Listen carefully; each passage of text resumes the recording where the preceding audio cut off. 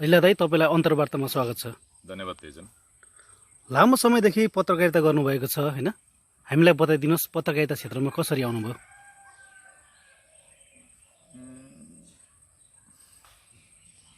उर्लाबारीको राधिका माविबाट हजुर 2046 सालमा मैले एसएलसी पास गरेँ। त्यसपछि रत्नराज्य कलेज काठमाडौँमा पत्रकारिताको अध्ययन मेरो सुरु भयो प्रमाणपत्र तहमा। त्यो चाहिँ कसरी भयो त, मलाई खासमा पत्रकारिता विषयको पढाइ हुन्छ भन्ने मलाई थाहा थिएन। त्यति मलाई त्यतापट्टि ध्यान पनि थिएन। तर मेरो घरमा पत्रपत्रिकाहरू आउँथे, विभिन्न त्यति बेला पाइने पत्रपत्रिकाहरू आउँथे, केही अन्तर्राष्ट्रिय पत्रपत्रिकाहरू पनि आउँथे। पढ्ने आदत थियो मलाई, तर पत्रकारिता पढाइ हुन्छ भन्ने त्यति मलाई ज्ञान थिएन। अनि मेरो मामा, मेरो कान्छो मामा जो चाहिँ बिर्ता मोडमा स्वाधीन संवाद साप्ताहिक भन्ने एउटा अखबार निकाल्नुहुन्थ्यो त्यति बेला। अनि उहाँले मलाई सल्लाह दिनुभयो कि म चाहिँ ल पढ्न आँटेको थिएँ, म कानुन पढ्छु भन्थेँ। म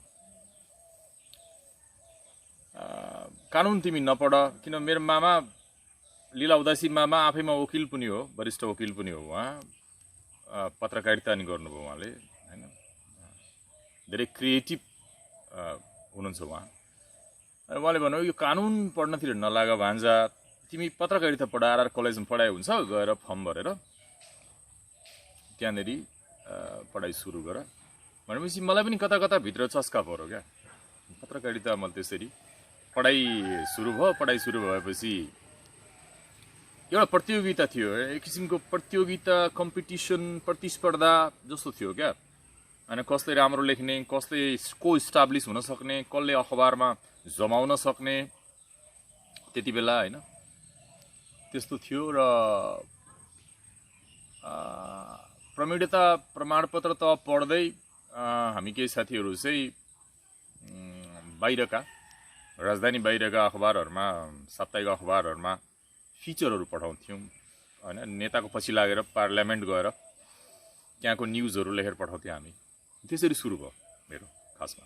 ठ्याक्कै कुन पत्रिकाबाट सुरु गर्नुभयो तपाईँले? मैले आइए पढ्दाखेरि काठमाडौँ बसेर विराटनगरको पुष्पाञ्जली साप्ताहिक, पुष्प गौरतौला म अझै सम्झिन्छु उहाँलाई। हामी चाहिँ उहाँ काठमाडौँबाट रिपोर्टहरू लेखेर पठाउँथ्यौँ र उहाँले यहाँ विराटनगरमा छापेर त्यसलाई कुरियर गरेर हामीलाई पठाइदिनुहुन्थ्यो। 5-7 कपी पठाइदिनुहुन्थ्यो, आफ्नो छापिएको फिचर पठाइदिनुहुन्थ्यो। त्यस्तै मैले चन्द्रगढीको युग बाढी न युग ज्ञान बिर्सेँ मैले, धेरै अगाडिको कुरा हो, 2048-49 सालतिरको कुरा। त्यसमा नि म पठाउँथेँ केही समय। र पछि मैले ब्याचलर गर्दा गर्दै पत्रकारितामै ब्याचलर, त्यही कलेजमा ब्याचलर गर्दा गर्दै मैले किशोर नेपालको जनस्वतन्त्रता साप्ताहिकमा ब्रेक पाएँ। त्यो चाहिँ मेरो कलिग सन्तोष आचार्यले मलाई तानेको थियो। उसँग कृतज्ञ छु म हमेसा। त्यसरी मेरो अफिसियल्ली म किशोर दाईसँग काम गर्न थालेपछि त्यसलाई चाहिँ म डेफिनेटली मेरो भनौँ न वैधानिक सुरुवात, मेरो करियरको अफिसियल भनौँ बिगिनिङ चाहिँ 2051 सालमा जनस्वतन्त्रताबाट भयो। तपाईँले त थुप्रै पत्रपत्रिकाहरूमा होइन लेख्नु भएको छ। चारै मैले यस्तो मैले लेखेँ ठिकै छ। फेरि मेरो कस्तो भयो भने जनस्वतन्त्रतामा 5-6 महिना काम गर्दा गर्दै त्यो अन्तिम काल रहेछ म जाँदाखेरि। जनस्वतन्त्रता बन्द हुनुभन्दा केही महिना अगाडि म त्यहाँ गएँ अनि जनस्वतन्त्रता बन्द भयो। त्यहाँ राम्रै टिम थियो होइन। तर किशोर दाइले के भन्नु भने तिमीहरू केटा हो, आत्ति नहाल, तिमीहरूलाई म राम्रै सेफ ल्यान्डिङ गराउँछु भनेर उहाँले कान्तिपुर पब्लिकेसनमा साप्ताहिक निकाल्नतिर लाग्नुभयो र हामीलाई त्यहाँ चाहिँ सबैलाई जनस्वतन्त्रताकै त्यो टिमले कान्तिपुरको साप्ताहिक निकालेको थियो। तर म त्यहाँ पनि लामो टिकिनँ, 5-6 महिना म त्यहाँ काम गरेँ। मलाई त्यहाँको त्यो पत्रकारिता होइन, मैले त्यहाँ एक किसिमको साहुकारिता देखेँ त्यति बेलै। हजुर, साहुकारिता मलाई मन परेन कतिपय कुराहरू, म छोडेर हिँडेँ। राम्रै भएछ छोडेर हिँडेको आजको दिनमा होइन, किनभने मैले यति धेरै अनुभव मेरो जिन्दगीमा बटुले। त्यसपछि केही समय एउटा पब्लिकेसनमा काम गरेँ, अनि म हिँडेँ, घुमेँ, फेरि आएँ, फेरि पब्लिकेसनमा काम गरेँ।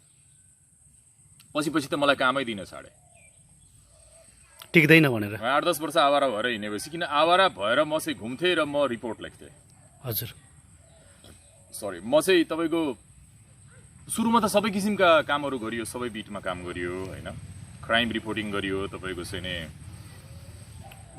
पार्लियामेन्ट रिपोर्टिङ गरियो, तपाईँको फिचरहरू लेखियो होइन। तर मेरो पछि मलाई चाहिँ अलिकति के भयो भने ह्युमन इन्ट्रेस्टको, मानव अभिरुचिको सामग्रीहरू तयार गर्न अलिक जाँगर चल्न थाले मलाई, अलिक उत्प्रेरक सामग्रीहरू होइन। म चाहिँ तपाईँको के भने टुँडी खेलमा नेताहरूको भाषण वा संसदमा तपाईँको चाहिँ नि नेताहरूको भाषण टिपेर बोर भएँ।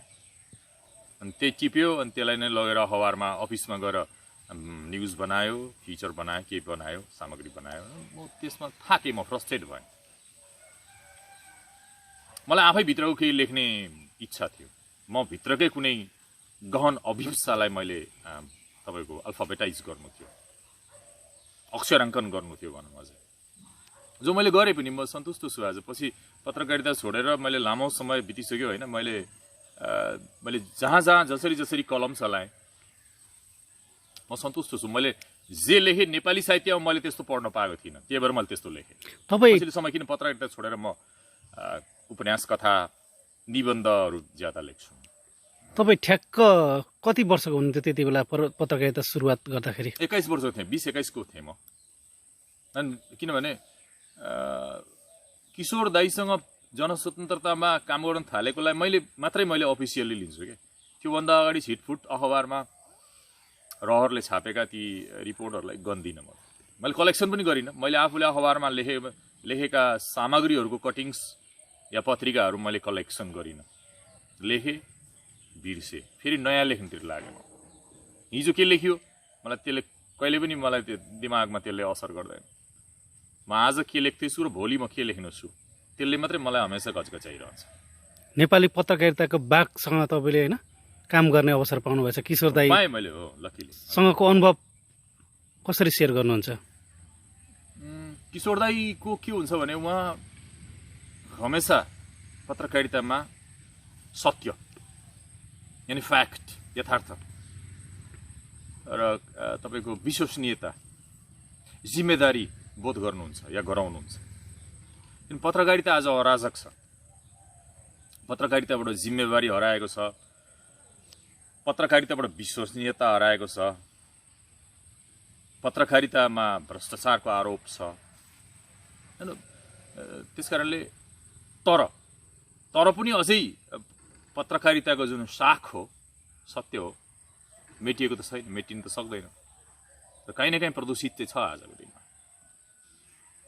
तर पत्रकारितामा हमेसा मैले भने एक दुईवटा कुराहरू होइन, जिम्मेवारी बोध, विश्वसनीयताहरू गुम्दै गयो भने फेरि त्यहाँ केही कामै छैन। पत्रकारिता मूल्य नै छैन, अवमूल्यन हुन्छ, सिद्धिन्छ। पत्रकारिताको हुनुपर्ने मूल सिद्धान्त भनेकै तपाईँको मूलभूत तत्त्व भनेकै सत्यता, विश्वसनीयता र तपाईँको जिम्मेवारी हो, जो आज एकदम क्षीण बन्दै गएको छ। तपाईँ अब लामो समयदेखि पत्रकारिता गर्नु भइरहेछ होइन। अब काठमाडौँ उर्लाबारी त धेरैचोटि यात्रा गर्नुभयो होला नि त होइन। अब धेरैचोटि अब ओहोरदोहोर अब तपाईँ गरिराख्नुहुन्छ, बताउनुहोस् न यो अनुभवहरू, त्यो क्षणहरू। राम्रो प्रश्न सोध्नुभयो तपाईँले। काठमाडौँ पत्रकारिता गरेर गाडी र घर नकिन्ने एउटा म पनि मान्छे होइन, किन त्यो त ध्यानै गएन। आफैमा लगानी गर्नुतिर ज्यादा लागि, खर्चिलो केटो हो म। अनि पछि त ज्यादा घुम्न थालेँ। त्यसो हुँदाखेरि मैले पब्लिक बस चढ्नु पर्यो। अनि मेरो घर उर्लाबारी, जहाँ तपाईँ अहिले यो अन्तर्वार्ता लिइराख्नु भएको छ, काठमाडौँ मेरो कार्यथलो। र काठमाडौँमा मलाई के हुन्छ हमेसा त्यो 360 डिग्रीको सहरमा उकुस मुकुस हुन्थ्यो मलाई। 2-3 महिना, 4 महिना, 6 महिना बितेपछि मलाई गाउँ जाउँ कहीँ निस्किहालौँ जस्तो फिल हुन्थ्यो मलाई।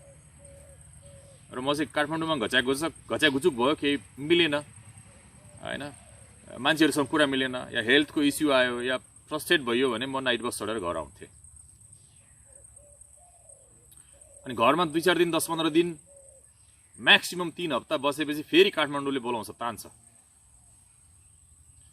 त्यसरी मैले उर्लाबारी काठमाडौँ अत्याधिक यात्रा गरेछु, नाइट बसमा, डे बसमा, इभन प्लेनमा। विराटनगर काठमाडौँ पैदल चाहिँ हिँडेको छैन। अब तपाईँले भन्नु जस्तो अनुभव भन्नु, यात्रा गर्दाको अनुभव, उर्लाबारी काठमाडौँ गर्दाका घिनलाग्दा मेरा अनुभवहरू छन् नाइट बसका, डे बसका।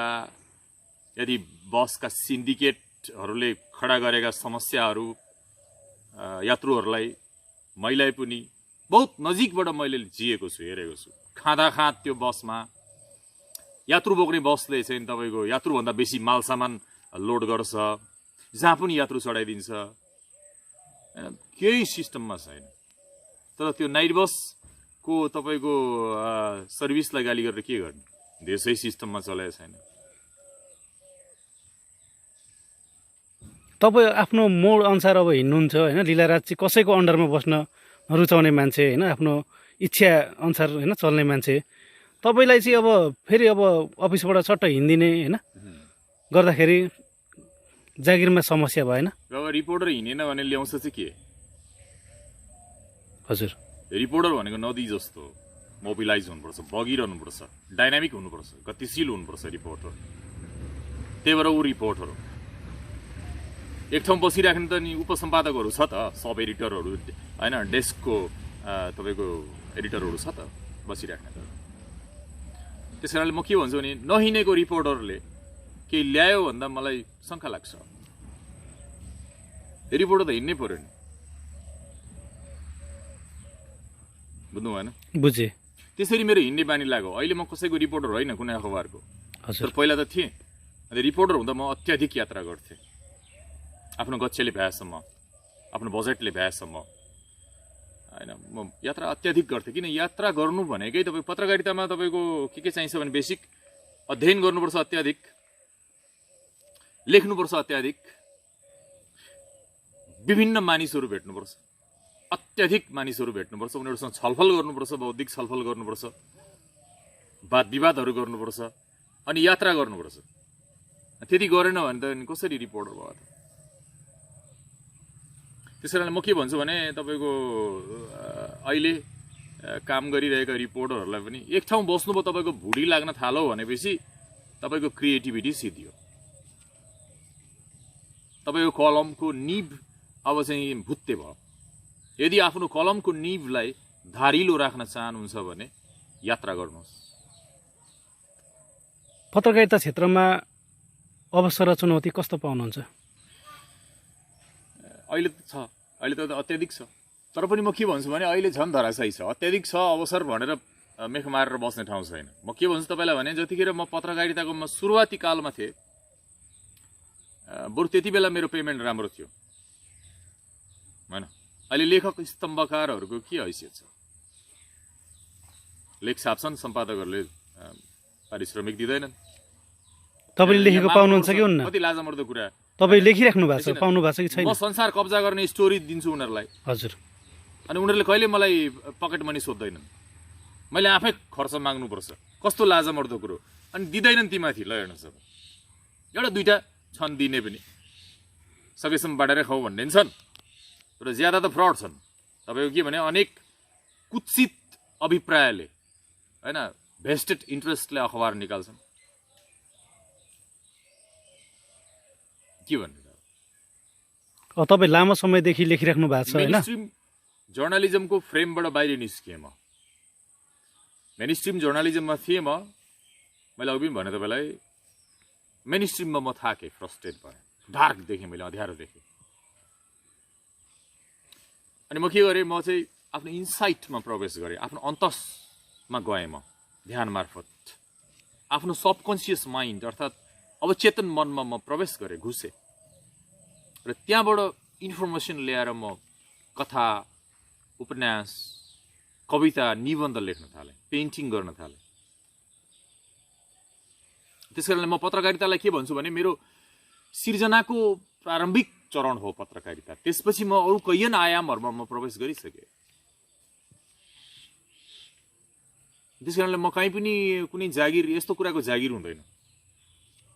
अनि यो डिसेन्ट काम हो होइन, रेस्पेक्ट आफै हुनुपर्छ। यस्तो काम के भने म लेख लेख्न मन लाग्छ अझै पनि,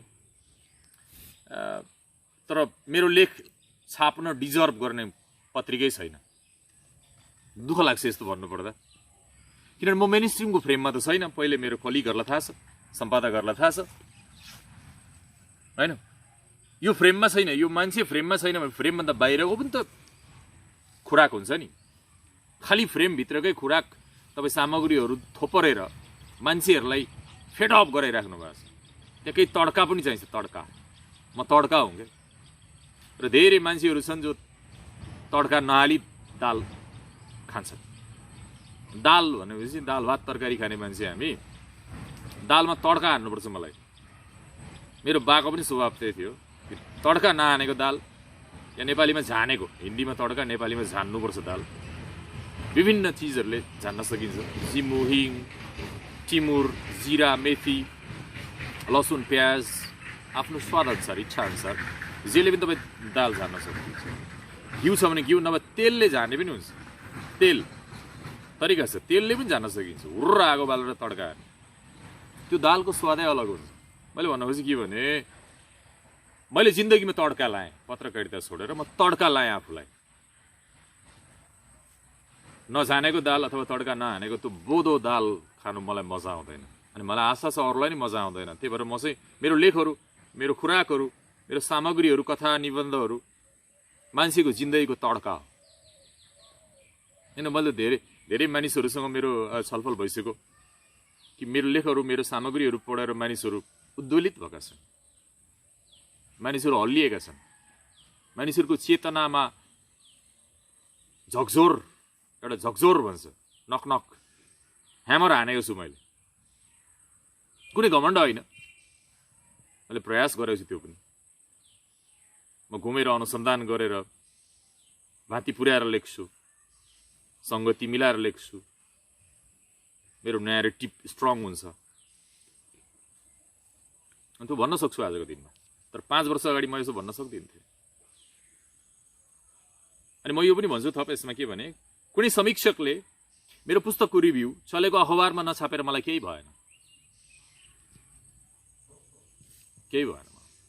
म सिधै पाठक वृन्द समक्ष पुगेँ, सिधै म पाठकहरू समक्ष पुगेँ। पाठकहरूले मेरो लेखाइ, मेरो कामलाई मन पराइदिनु भयो। त्यही भएर म जिउँदो रहेँ क्या, नत्र गाह्रो थियो मलाई पनि।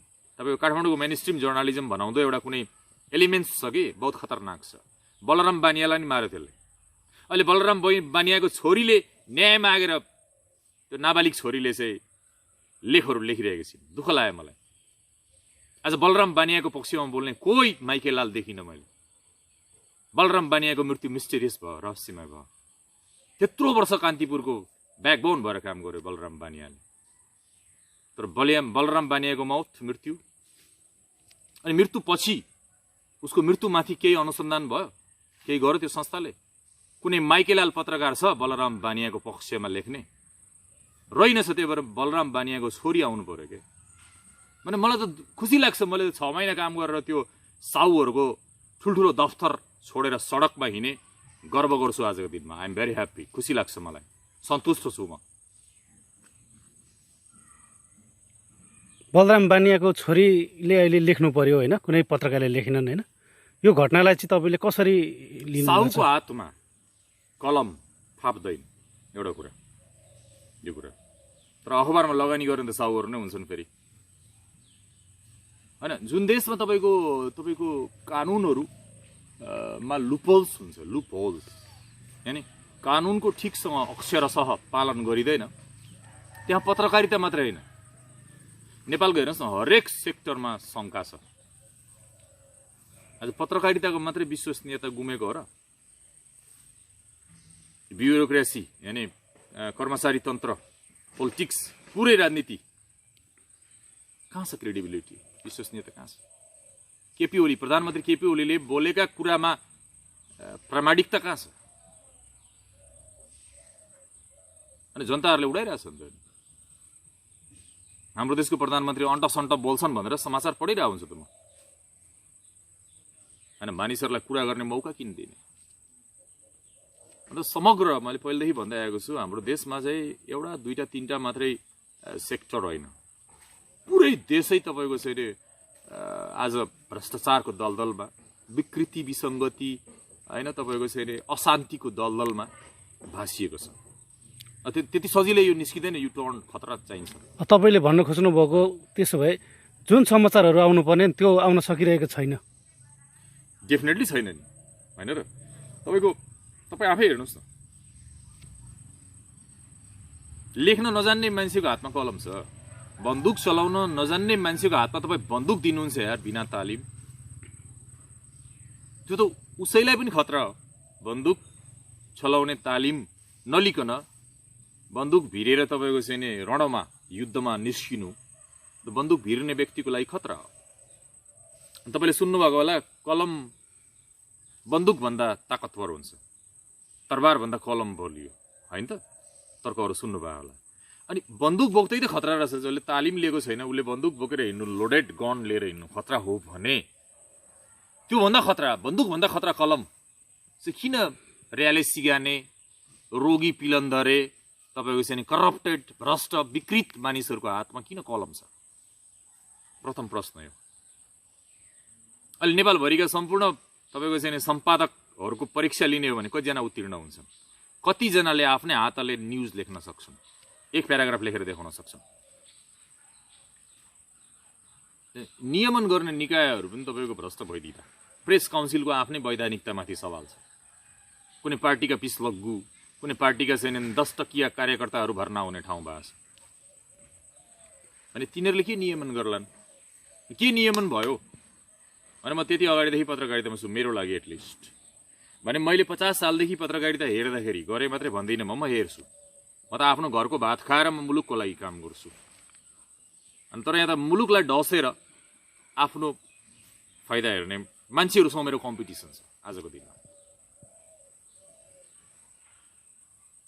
होइन र? त्यसकारण म के भन्छु भने तपाईँको समग्र होलिस्टिक तपाईँको ट्रान्सफर्मेसन चाहिन्छ मुलुकलाई। अनि एउटा मात्रै सेक्टरमा तपाईँको चाहिँ आरोप लाएर फल्नु सेक्टर मात्रै तपाईँको धराशायी छ, त्यहाँ मात्रै भ्रष्टाचार छ भनेर हुँदैन। होल नेसन आज के भएको छ त देशमा? के भयो? यत्रो लामो संक्रमण किन? होइन र? तपाईँ पत्रकारिता क्षेत्रमा लागेर होइन के पाउनुभयो, के गुमाउनु भयो जस्तो लाग्छ? मैले धेरै थोक गुमाएँ। पाउनु त मैले खासै के पाए जस्तो लाग्दैन है। मैले के नै पाएर मैले गुमाएँ। म गुमाउन आएको, म प्राप्तिमा विश्वास गर्दिनँ, म बलिदान त्यागमा विश्वास गर्छु। बुझ्नु भएन? पोजेस गर्नुभन्दा म रिनाउन्सिएसन मलाई मनपर्छ। त्यो मैले भर्खरै भने, म आज पनि मेरो काम छैन, कहीँ जागिर छैन होइन भनेर म यतिकै बस्दिनँ। म स्याडोमा भएका मानिसहरू खोज्छु, कहीँ न कहीँ म मेरो पुरानो कामको लिगेसी म मान्छ। तनखा दियोस् कि नदियोस्, मेरो कुनै पनि काम गर्नुभन्दा अगाडि म पैसाको डिल गर्दिनँ। म काम गर्छु, त्यसलाई बजारमा फ्याँक्छु र फेरि अर्को काम गर्छु। म त्यो पुरानो कामको म रिजल्ट फर्किन्न। तर म नि मान्छे हो, मेरो नि पेट हो, कहिलेकाहीँ भोक लाग्छ, कहिलेकाहीँ भोक लाग्छ। अनि आफूले गरेको कामको कसैसँग म यदि कुनै अर्गनाइजेसनसँग काम गर्दैछु भने अनि पैसा ताकेता गर्नु जस्तो लाजमर्दो कुरो मेरो लागि अरू केही होइन दुनियाँमा। तपाईँ लामो समयदेखि लेखिराख्नु भएको छ होइन, लेखेको तनखा पाउनुहुन्छ? त्यही त कुरा भयो त भर्खरै। कसैले दिन्छन्, कसैले दिँदैनन्, होइन? नामै लिएर भन्न सक्छु कसले दिए कसले दिएनन्, त्यसको पनि दिन आउला या भनिसक्या हुँला, होइन? जरुरी पर्दाखेरि होइन। मात्रै के भने तपाईँलाई अघि पनि भने, फेरि मैले एउटा सानो म जोड्न चाहन्छु। मेन स्ट्रिम पत्रकारिता यानि मूलधारको पत्रकारिताको फ्रेमबाट निस्किएको मान्छेलाई, निस्किएको स्वतन्त्र लेखकलाई नेपाल जस्तो देशमा बाँच्न गाह्रो छ। तर मेरो त बाउ बाजेले केही जति भए पनि एक टुक्रो जमिन दिए मलाई, होइन? टेक्ने ठाउँ छ, उभिने ठाउँ छ, होइन? यसो छर्यो अन्न भने उम्रिन्छ, त्यही टिपेर खान्छु। तर पनि कतिपय साथीभाइहरूको काम गरिदिन्छु, क्रिएटिभ काम गरिदिन्छु, ट्रान्सलेसनहरू गरिदिन्छु, होइन? उनीहरूको लेखहरू, पुस्तकहरू करेक्सन गरिदिन्छु, कपी एडिट गरिदिन्छु, होइन? बाँच्नु ठुलो कुरो भएन क्या, तर बाँच्नुको सार के त? के, होइन? देशले मलाई के दियो होइन, देशलाई मैले के दिएँ भन्नुपर्छ क्या। फेरि दोहोऱ्याउँ, देशले मलाई के दियो होइन। ठिकै छ त, मैले तनखा पाइनँ, के फरक पर्छ? म तनखा नपाएकै इतिहास कायम गरिदिउँला नि त। म घरकै भात खाएर पत्रकारिता गर्छु ल, किन अझै स्पिड जानु छ। मैले म अझै व्यवस्थित छु, गर्दैछु आफूलाई, होइन र। मलाई केही चाहिँ के भने एउटा स्टुडियो बनाउनु छ, होइन, डिभाइसेसहरू किन्नु छ, इक्विपमेन्टहरू छैन मसँग, होइन, तर गर्छु म। मेरो जग्गा, आफ्नै जग्गा बेचेर भए पनि म गर्छु, थोरै टुक्रा जग्गा बेचेर भए पनि म गर्छु। बिस्तारै कोरोना महामारी छ, लकडाउन छ, होइन, सबै कुरा सर्वसुलभ छैन अहिले, तर पनि दुःख सुख मोबाइलले खिचेर भए पनि स्याडोमा भएका, होइन, सोसाइटीका मानिसहरूलाई म उजागर गरिरहेको छु। कहीँ न कहीँ केही न केही म गरिरहेको छु। आफूले जानेको कुरो म दिइरहेको छु, बाँडिरहेको छु। तर म दिन आएको हुँ, लिनु चाहिँ कम रहेछ क्या। लिनुको बारेमा म त्यति सोच्दिनँ। तर पनि तपाईँ राम्रो काम यदि गर्नुहुन्छ भने तपाईँलाई ईश्वरले खाना दिन्छ, कुनै व्यक्तिले तपाईँलाई दिनु जरुरी छैन। म त फेरि तपाईँलाई भनौँ, म जमानामै धेरै अगाडि साहुको काम छोडेर हिँडेको मान्छे। कुनै साहुसँग काम गर्न मेरो डिग्निटीले दिँदैन, मेरो स्वाभिमानले दिँदैन। त्यस कारणले दुःख सुख के पाएँ के गुमाएँ भन्ने पत्रकारितामा धेरै गुमाएँ, साथीभाइ गुमाएँ।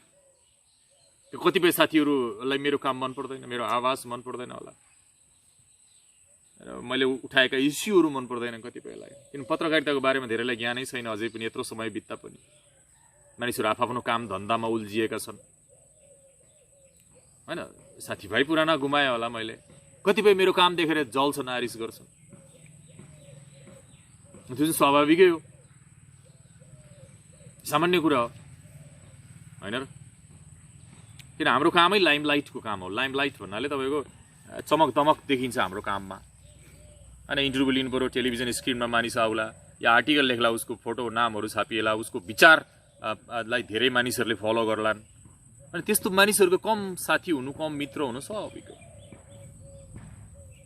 अनि यसो मलाई एउटा चाहिँ के भने, महेश भट्ट भन्ने इन्डियाको डाइरेक्टरको कुरो मनपर्छ क्या। उनले भन्थे, मेरो एउटै साथी थियो, मर्यो भन्छ। साथी नै छैन उनको त्यत्रो मुम्बई सहरमा। अनि एउटा साथी थियो, मर्यो। युजी कृष्णमूर्ति भन्ने फिलोसफर थिए, ती मात्रै महेश भट्टका साथी हुन् रे। मैले साथी मित्र भने त धेरै कम हुन्छ, हेर्नुहोस्। अनि यहाँ त के भने तपाईँको घाउमा नमक नुन चुक गर्ने नै ज्यादा हुन्छन्। अर्को एउटा कुरा भन्छु, तपाईँ साथी कसलाई भन्नुहुन्छ? तपाईँ 9 क्लासमा पढ्दा तपाईँको क्लासमा 90 जना विद्यार्थी थिए, एक अर्का बीच कम्पिटिसन हुन्छ। एक अर्का बीच तपाईँको चाहिँ नि जानकारीहरूको, सूचनाहरूको, ज्ञानको हारालुस हुन्छ। को फर्स्ट आउने, को सेकेन्ड आउने, को थर्ड आउने, एक अर्कामा भयङ्कर टसल हुन्छ। 9 क्लासमा पढ्ने सबै मेरो साथी हो त होइन? त्यस कारणले साथी भनेको जहाँ कम्पिटिसन हुँदैन, प्रतिस्पर्धा हुँदैन, जहाँ उच निच हुँदैन, जहाँ धनी गरिब हुँदैन, होइन, जहाँ कालो सेतो हुँदैन, जहाँ कुनै भेदभाव हुँदैन, जहाँ कुनै अवहेलना हुँदैन, मित्रता मैत्रीय भने त्यस्तो हो क्या। मित्रता भन्नेमा चाहिँ के भने भौतिकी भन्ने चिजै हुँदैन। मित्रता भनेको सम्पूर्ण आध्यात्मिक सम्बन्ध हो, आध्यात्मिक रिलेसनसिप हो, स्पिरिचुअल रिलेसनसिप हो मित्रता। त्यो मान्छेहरू भन्छन् धेरै भ्रमका कुराहरू धेरै हुन्छन्, होइन। मेरो साथी, मेरो मिल्ने साथी, यी सब बचकानी कुरा भयो। अब हो कि होइन भन्नुहोस् न तपाईँ। आफै एक्लै जन्मिनुभयो, एक्लै मर्नुहुन्छ, बिचमा स्ट्रगल छ, बिचमा प्रतिस्पर्धा छ, बिचमा सङ्घर्ष छ।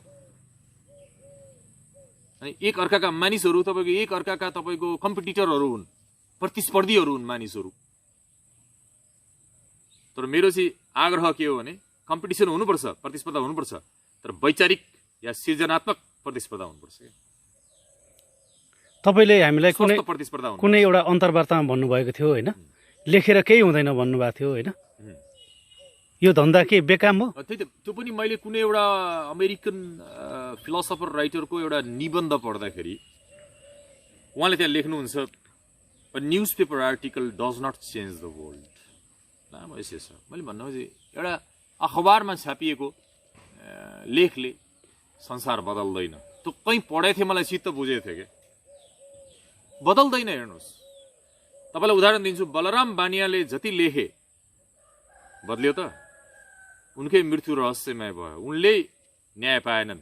आज उनकै नाबालिग छोरीले कलम चलाउनु परिरहेछ, मेरो बुवालाई न्याय देऊ भनेर, हत्यारालाई कारवाही गर भनेर। जन जाने किटानी सहितको आर्टिकल छ। बच्चाले त ढाँटेन होला त। यस विषयमा धेरै बोल्नु उचित छैन तेजन। अब पत्रकारिता क्षेत्रमा होइन, अब लामो समयको अनुभव छ तपाईँसँग, अहिले चाहिँ पत्रकारिता क्षेत्रमा चाहिँ आफ्ना छोराछोरीहरूलाई चाहिँ होइन आउन् भन्न चाहने चाहिँ अभिभावकहरू कम्ती हुनुहुन्छ होइन। यो क्षेत्र के व्यावसायिक छ कि छैन? किन अभिभावकहरूले चाहिँ आफ्नो छोराछोरीहरू चाहिँ पत्रकार नबनुन् भन्ने सोच बनाइरहेका छन्? होइन, सम्भावनाहरू प्रचुर हुँदा हुँदै पनि तपाईँको व्यावसायिक हुन सकेका छैन क्या, 2-4 जना भ्रष्टहरूको कारणले, या काठमाडौँमा घुमी हिँड्ने 20-30 जना सो कल्ड एलाइटहरूको कारणले। बुझ्नु भएन? पत्रकारिता पनि सिन्डिकेट जस्तो भनौँ न, एउटा चाहिँ के भने निश्चित मानिसहरूको खल्तीको तपाईँको नोट जस्तो होइन क्या, मैले त्यसो भन्छु। मेरो अलिक फरक धारणा छ यसमा। अनि साहुकारितालाई मैले पत्रकारिता भन्न सकिनँ, त्यही भएर मैले ठुल्ठुलो अखबारका दफ्तरहरू छोडेर म सडकमा ओर्लिएको व्यक्ति हुँ। त्यसो भए त्यस कारणले के त अब भन्दाखेरि म त कतिसम्म भन्छु भने यी छिटफुट अखबारहरू मिडियाहरू सब बन्द हुनुपर्छ, राज्यले निकाल्नुपर्छ, 2टा इङ्ग्लिस, एउटा इङ्ग्लिसमा एउटा नेपालीमा। म त त्यसो भन्छु। अखबार राज्यले एउटा टेलिभिजन चलाउँछ, एउटा इङ्ग्लिसमा एउटा नेपालीमा, एउटा रेडियो चलाउँछ राज्यले, एउटा इङ्ग्लिसमा एउटा नेपालीमा। किन चाहियो यी चाहिँ तपाईँको छिटफुट? अनि त्यसो भए सरकारको भण्डाफोर चाहिँ कसले गर्ने त? होइन, सरकार भन्नु फेरि अहिले यस्तो यो दलको सरकारको कल्पना मैले गरेको छैन है सर, यो बुझ्नुहोस् है तपाईँ। म अलिक फरक खालको सरकारको अवधारणा मेरो दिमागमा छ। अहिले त अहिलेका सरकारहरू त तपाईँको चाहिँ तपाईँले 2टा मिडिया मात्रै हुनु भन्नुभयो होइन? टोल टोलमा मुखपत्रहरू निस्किन्छ नि होइन र? अहिले सुन्नुहोस्, मेरो कुरा बुझ्नुहोस् तपाईँ। यस्तो सरकारहरूको त तपाईँको चाहिँ के भने टोल टोलमा मुखपत्र, टोल टोलमा चाहिँ तपाईँको ग्लासर्सहरू, एजेन्टहरू होइन र, सडन पैसा दिएर चाहिँ एउटा कुनै भडवालाई चाहिँ ल भाइ अखबार निकाल भनेर चाहिँ चलिरहेछ त जिन्दगी। यस्तो खालको होइन, मैले हेरेँ यस्तो खालको। 47 सालपछि आजका मितिसम्म मैले यस्तो हेरेँ त नि। दलगत दायराबाट माथि नै उठ्न सकेन उहाँहरू। काङ्ग्रेस, कम्युनिस्ट, माओवादी, बी माओवादी, सी माओवादी, वाटेभर माओवादी, राप्रपा, खाप्रपा, सबै पार्टीहरू आफ्नो दलगत दायरा, चुनावी घोषणा पत्र बाहेक त्यो पनि कण्ठ छैन उहाँहरूलाई। चुनावी घोषणा पत्र नै लेख्नुभयो, बिर्सिनुभयो। मैले यहाँ दलगत दायराबाट, त्यो सङ्कुचित दायराबाट माथि उठ्नै सक्नु भएन उहाँहरू। अब उहाँहरूको हातमा चाहिँ सम्पूर्ण अरू अखबार बन्द गरेर 2टा मात्रै अखबार निकाल्न दिने भनेको होइन मैले। मेरो परिकल्पना चाहिँ यस्तो खालको दलगत राजनीतिको पट्टापेक्ष भइसकेपछिको कुरा म गर्दैछु तपाईँलाई। अहिले च्याउसरी अनलाइनहरू होइन, एक व्यक्ति एक अनलाइन जस्तै भइसकेको छ होइन, यसलाई चाहिँ कसरी लिनुहुन्छ? हुनु राम्रो कुरा हो, स्वागतयोग्य कुरा हो। सोसियल मिडियाको नेपालमा चाहिँ तपाईँको बिगी सुरु हुँदा म त खुसी भएको हो, तर मिसयुज चाहिँ हुनु हुँदैन। अहिले मिसयुज भएको छ नि त, राम्रो कुरा हो त। आजको दिनमा तपाईँ भनिदिनुहोस् होइन, समाचार लुकाएर लुकाउन सक्ने अवस्था छ? आजको दिनमा छैन। अब त्यो सोध्छ भने त्यो गयो। त्यो मिडियाको कुनै व्यक्तिले समाचार लुकाउँछु भन्छ भने, यो कैलाश सिरोया, तपाईँको चाहिँ हेमराज गेवालीहरूले पत्रकारिता जुन किसिमले 8-10 जना, 25-30 जना, 50-60 जना कलमबाजहरू किनेर जुन पत्रकारिता गरे नि अहिले 20-30 वर्ष, त्यो आदर्श पत्रकारिता होइन।